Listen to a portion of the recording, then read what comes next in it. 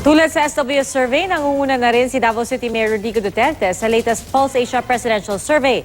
Saksi si Mariz Umali. Ang marahas na dispersal sa rally para sa mga magsasaka sa Kidapawan. Ang brownout sa NAIA na dahilan ng pagkakansela o pagka-delay ng maraming flights at ang pagkalas ng Partido 1 Cebu sa una para suportahan si Davao City Mayor Rodrigo Duterte.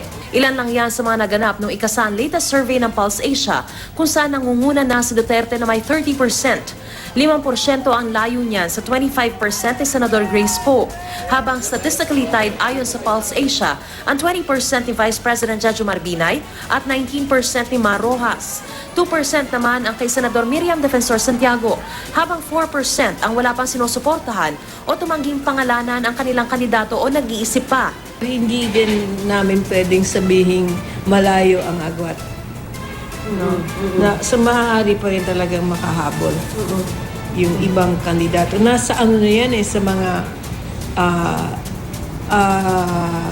efforts nila na makonvince ang mga botante na sila ang dapat piliin. Pagsisipag sa kampanya ang solusyon ni Poe na nagpunta sa Agusan del Norte at Surigao del Norte.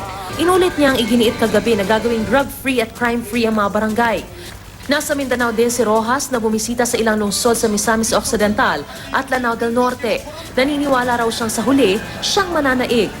Hanggang gabi na rin ang kampanya ni Binay na nagsabing hindi siya nababahala sa resulta ng survey. Binira rin niya si Poe kaugnay sa minsang panunumpa ng katapatan sa Amerika. Si Rojas kaugnay sa kapalpakan umano sa MRT. At muli si Duterte. Sunod-sunod na rin ang mga binibisita ni Duterte. Nag-motorcade muna siya sa Marikina at sa Cainta, Rizal. Sa pagka-vice-presidente naman, nangunguna sa latest Pulse Asia survey si Senador Bongbong Marcos. Sinundan siya ni na Representative Leni Robredo at Senador Cheese Escudero na statistically tied ayon sa Pulse Asia. Kasunod nila si Senador Alan Peter Cayetano at ang statistically tied din na sina Senador Antonio Trillanes IV at Gringo Nasan. 5% naman ang wala pang sinusuportahan o tumangging pangalanan o nag-iisip pa ng kanilang vice presidential candidate. Ako si Mariz Umali ang inyong saksi.